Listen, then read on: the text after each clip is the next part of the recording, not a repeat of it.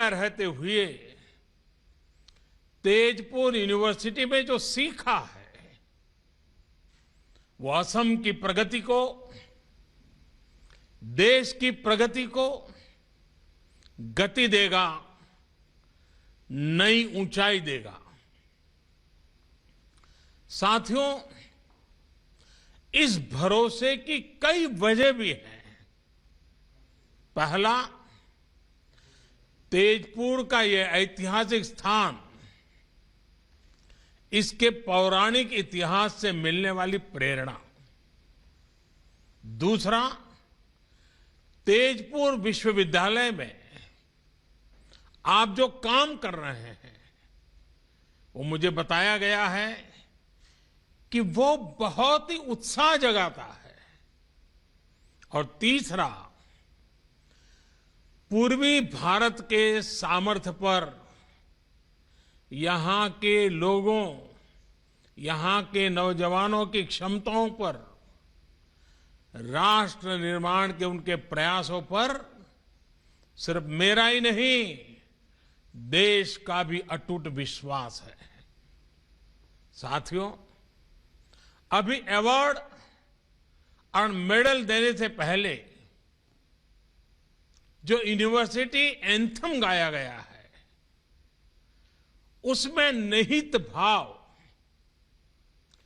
तेजपुर के महान इतिहास को नमन करता है। मैं इसकी कुछ पंक्तियां दोहराना चाहता हूं, और इसलिए भी दोहराना चाहता हूं क्योंकि ये असम के गौरव, भारत रत्न भूपेन हजारिका जी ने लिखी है। उन्होंने लिखा है, अग्निगढ़ स्थापत्य, कलिया भौमोरार सेतु निर्माण, ज्ञान ज्योतिर्मय स्थेयी स्थान ते विराज से तेजपुर विश्वविद्यालय। यानी जहां अग्निगढ़ जैसा स्थापत्य हो, जहां कलिया भौमरा सेतु हो, जहां ज्ञान की ज्योति हो, ऐसे स्थान पर विराजमान है तेजपुर विश्वविद्यालय। इन तीन पंक्तियों में भूपेंदा ने कितना कुछ वर्णित कर दिया है। अग्निगढ़ का राजकुमार अनिरुद्ध, राजकुमारी उषा, भगवान श्री कृष्ण से जुड़ा इतिहास, महान ओहोम शूरवीर कलिया भौमारा फुकुर की दूरदृष्टि, ज्ञान का भंडार, ये तेजपुर की प्रेरणा है। भूपेंद्र के साथ ही ज्योति प्रसाद अग्रवाल, विष्णु प्रसाद राभा, ऐसे महान व्यक्तित्व तेजपुर की पहचान रहे हैं। आप इनकी कर्मभूमि में, जन्मभूमि में पड़े हैं, और इसलिए आप में गर्व का भाव होना और गौरव के कारण आत्मविश्वास से भरा हुआ आपका जीवन होना, ये बहुत स्वाभाविक है। साथियों, हमारा देश इस वर्ष अपनी आजादी के 75 वर्ष में प्रवेश कर रहा है। सैकड़ों वर्षों की गुलामी से मुक्ति दिलाने के लिए असम के अनगिनत लोगों का योगदान है। जो उस समय थे, उन्होंने देश की आजादी के लिए जीवन दे दिया, अपनी जवानी खपा दी। अब आपको नए भारत के लिए, आत्मनिर्भर भारत के लिए जी करके दिखाना है, जीवन को सार्थक करके दिखाना है। अब से लेकर भारत की आजादी के 100 वर्ष पूरे होने तक ये 25-26 साल आपके जीवन के भी स्वर्णिम वर्ष हैं। आप कल्पना कीजिए 1920-21 में जो नौजवान, जो बेटी आपकी उम्र की होगी, आज आप जिस उम्र के होंगे, 1920-21 के कालखंड में वो क्या सपने देखते होंगे, वो अपने किन बातों के लिए जीवन ढालते होंगे, किन कामों की पूर्ति के लिए अपने आप को खपाते होंगे।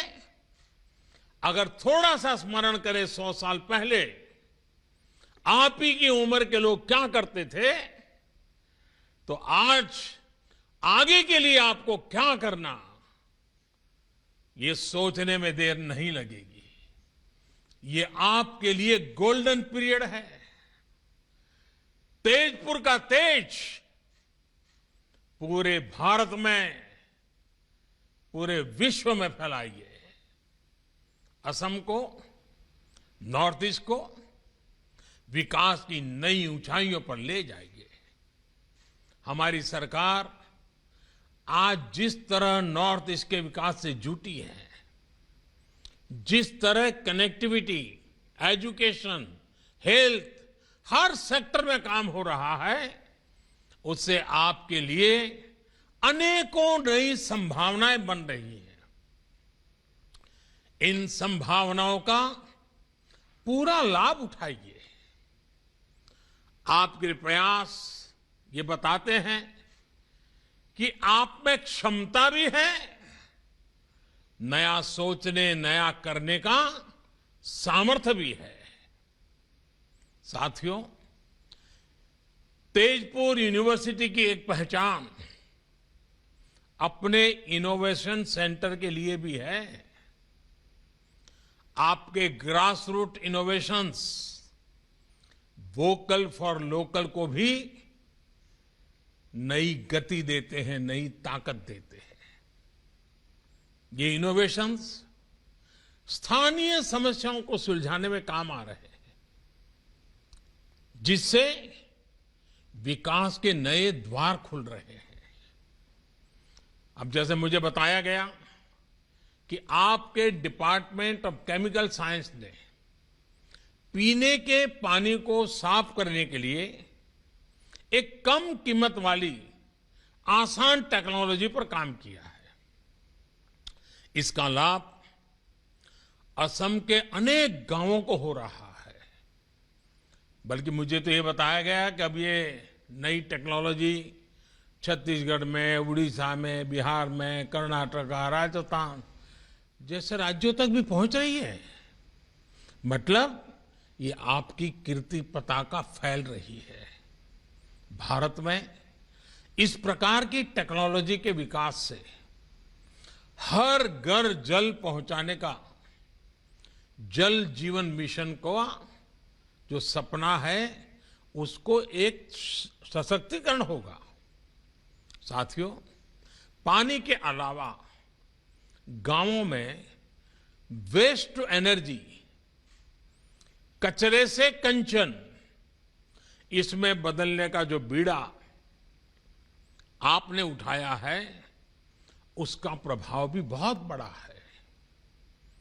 फसलों के अवशेष हमारे किसानों और हमारे पर्यावरण दोनों के लिए बड़ी चुनौती है। बायोगैस और ऑर्गेनिक फर्टिलाइजर से जुड़ी एक सस्ती और प्रभावी टेक्नोलॉजी को, उसको लेकर जो काम आप अपनी यूनिवर्सिटी में कर रहे हैं, उससे देश की एक बहुत बड़ी समस्या हल हो सकती है। साथियों, मुझे ये भी जानकारी दी गई है कि तेजपुर यूनिवर्सिटी नॉर्थ ईस्ट की बायोडायवर्सिटी और रिच हेरिटेज को संरक्षित करने का भी अभियान चला रही है। नॉर्थ ईस्ट के आदिवासी समाज की वो भाषाएं जिन पर विलुप्त होने का खतरा है, उनको डॉक्यूमेंट करना बहुत सराहनीय काम है। इसी तरह संत श्रीमंत शंकरदेव जी की जन्मभूमि नौगांव के बाताद्रव स्थान में सदियों पुरानी लकड़ी पर उकेरी गई कला का उसका प्रिजर्वेशन हो या फिर गुलामी के कालखंड में लिखी गई असम की किताबों और पेपर्स का डिजिटीकरण हो, आप वाकई इतने विविध कामों पर लगे हुए हैं।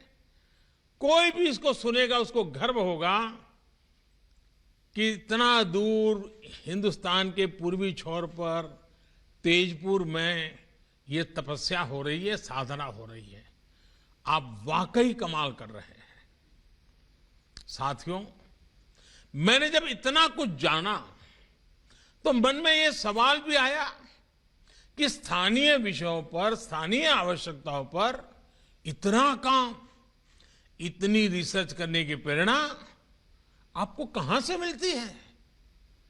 इसका जवाब भी तेजपुर यूनिवर्सिटी कैंपस में ही है। अब जैसे आपके हॉस्टल्स चराईदेव, नीलांचल, कंचनजंगा, पटकाई, धानसिरी, सुबनसिरी, कोपिली, ये सभी पर्वतों, चोटियों और नदियों के नाम पर है। और ये सिर्फ नाम नहीं है, ये जीवन की जीती जागती प्रेरणा भी है।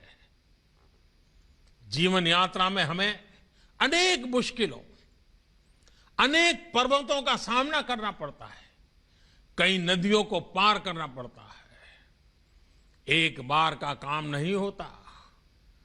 आप एक पर्वत चढ़ते हैं तो फिर दूसरे की तरफ बढ़ते हैं। हर पर्वतारोहण के साथ आपकी जानकारी भी बढ़ती है, आपका एक्सपर्टाइज भी बढ़ती है और नई चुनौतियों को लेकर आपका पर्सपेक्टिव तैयार हो जाता है। इसी तरह नदियां भी हमें बहुत कुछ सिखाती है। नदियां कई सहायक धाराओं से मिलकर बनती हैं और फिर समंदर में मिल जाती है। हमें भी जीवन में अलग अलग लोगों से ज्ञान लेना चाहिए, सीखना चाहिए और उस सीख के साथ आगे बढ़ते हुए अपने लक्ष्य को प्राप्त करना चाहिए। साथियों, जब आप इसी अप्रोच के साथ आगे बढ़ेंगे तो असम, नॉर्थ ईस्ट देश के विकास में अपना योगदान दे पाएगा। आपने देखा होगा, कोरोना के इस काल में आत्मनिर्भर भारत अभियान हमारी वोकैबुलरी का अहम हिस्सा हो चुका है। हमारे सपनों के अंदर वो घुल मिल गया है।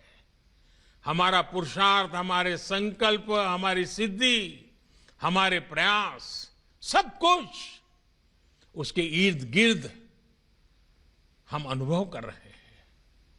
लेकिन आखिर ये अभियान है क्या? आखिर बदलाव क्या हुआ रहा है?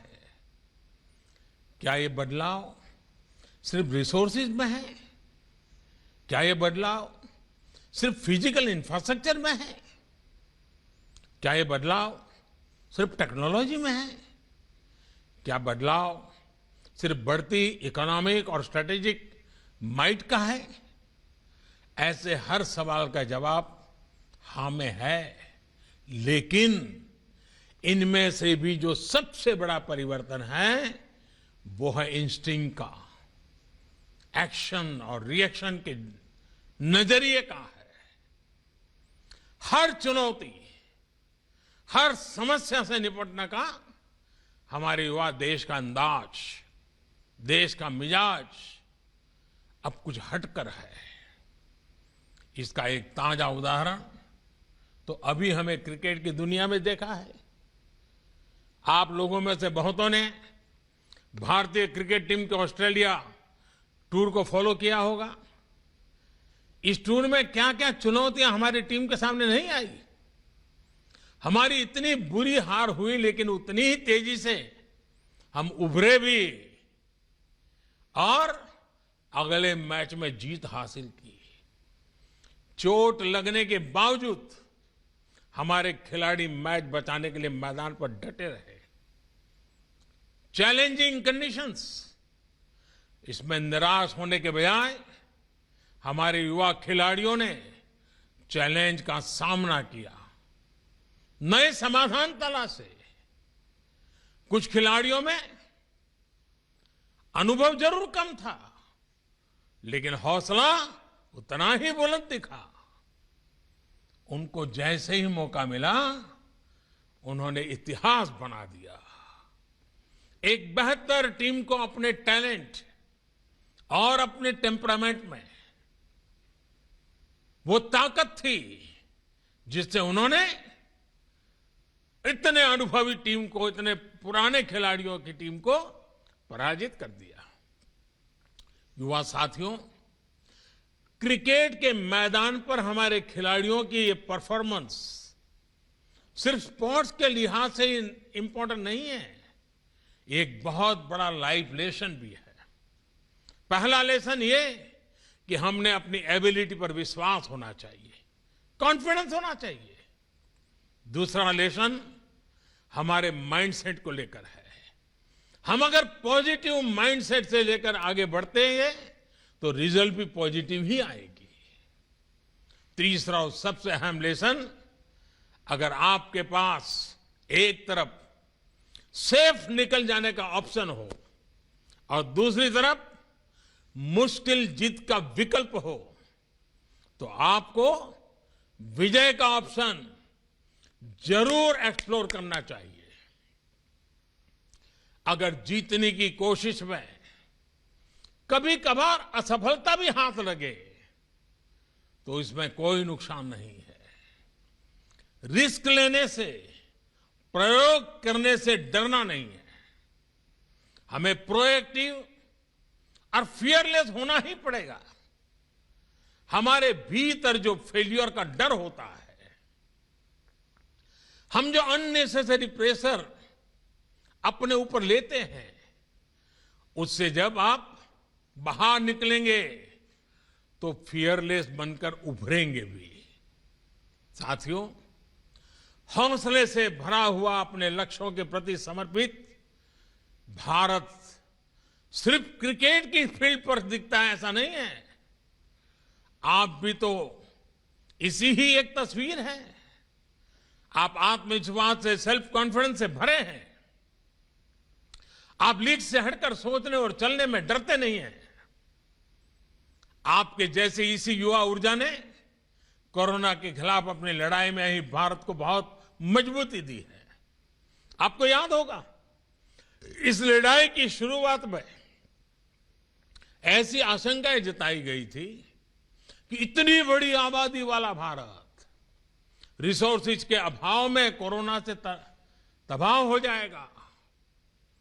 लेकिन भारत ने दिखाया कि रिजॉल्व और रेजिलियंस अगर आपके पास है तो रिसोर्सेज तैयार होते देर नहीं लगती। भारत ने यही किया। भारत ने हालत से समझौता करने के बजाय, मुसीबत बढ़े इसका इंतजार करने के बजाय तेजी से फैसले लिए, प्रोएक्टिव होकर फैसले लिए। इसी का परिणाम है कि भारत वायरस से ज्यादा प्रभावी रूप में बढ़ पाया, प्रभावी रूप से लड़ पाया। मेड इन इंडिया सॉल्यूशन से हमने वायरस के फैलाव को कम किया, अपने हेल्थ इंफ्रा को बेहतर किया।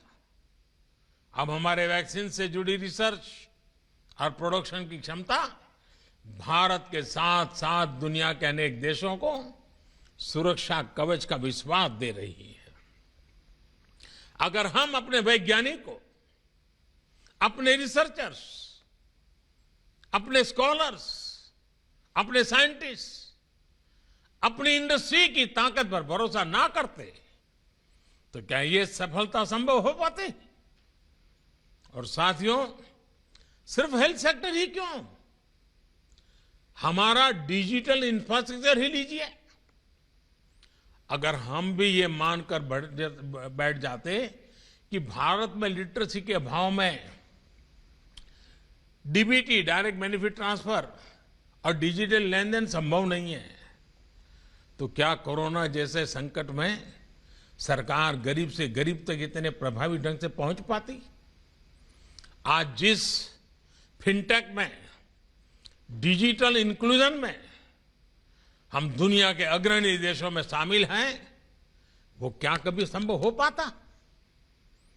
आज का भारत समस्या के समाधान के लिए एक्सपेरिमेंट से भी नहीं डरता और बड़े स्केल पर काम करने से भी पीछे नहीं हटता। सबसे बड़ा बैंकिंग इंक्लूजन अभियान भारत में हो रहा है। टॉयलेट बनाने का सबसे बड़ा अभियान भारत में।